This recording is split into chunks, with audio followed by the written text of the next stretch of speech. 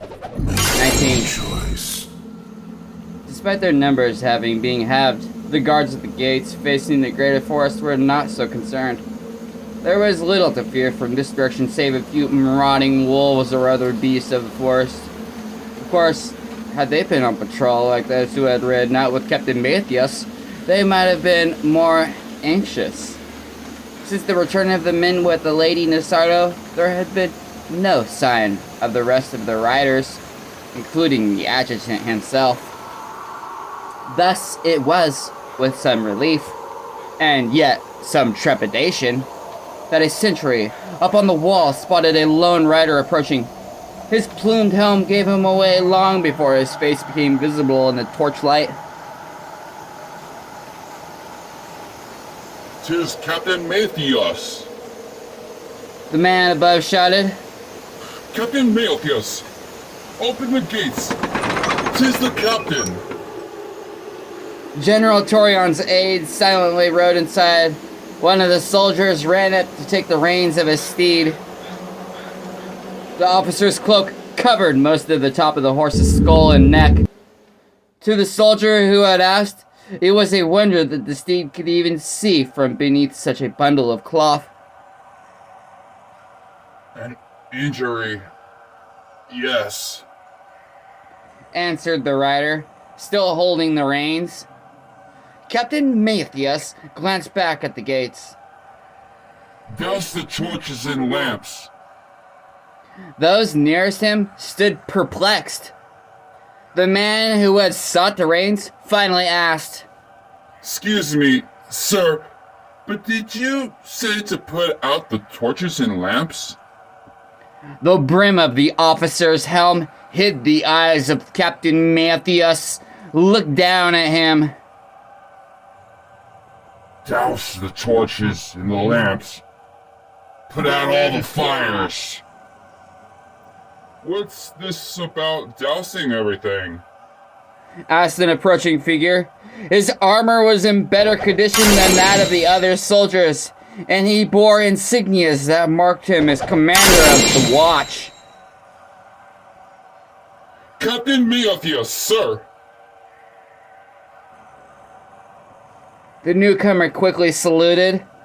"It's you who orders this?" "Douse the torches and the lamps." The rider repeated. "All fires." "Are we at risk of an attack?"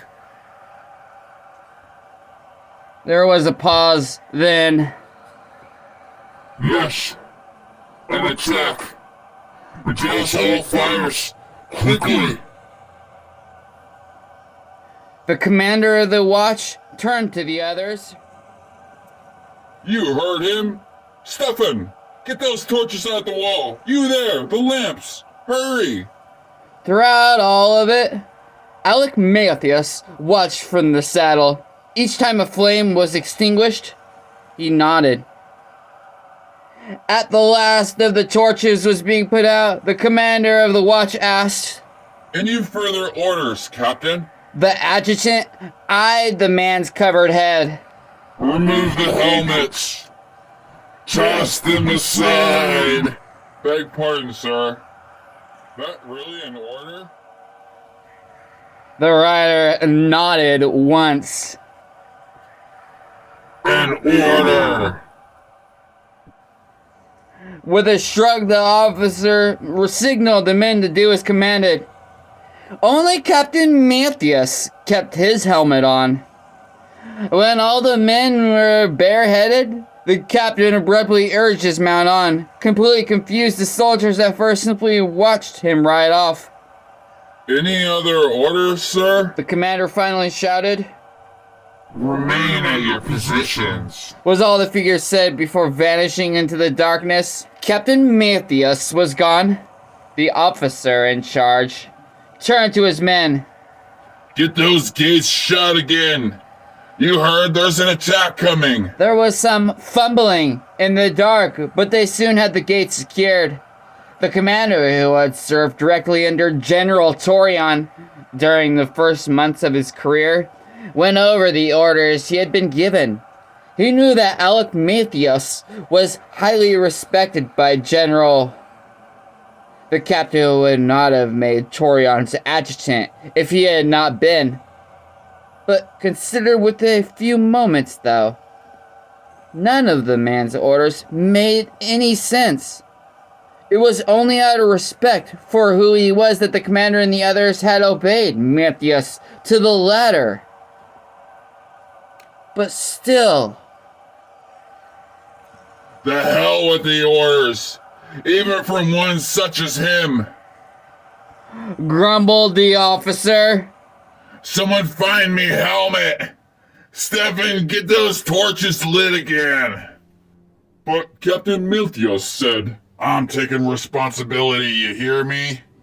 Gerald, you get over there and... What the devil makes you so jumpy? The other soldier peered into the shadows behind him. I thought I heard something. I'll not be having any man scared of shadows on the walls when there's attack brewing. Boromir, you take his place, right? Something the size of a cat moved past the boot of the man to whom the commander had been speaking. Before his shape could register, the commander noticed another moving toward Gerald. There's something on my back!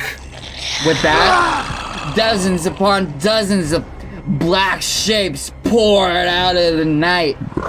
Black shapes, the commander of the watch belatedly noted, that had evidently climbed over the outer wall and into the city without any of them noticing. Cries rose from the other men.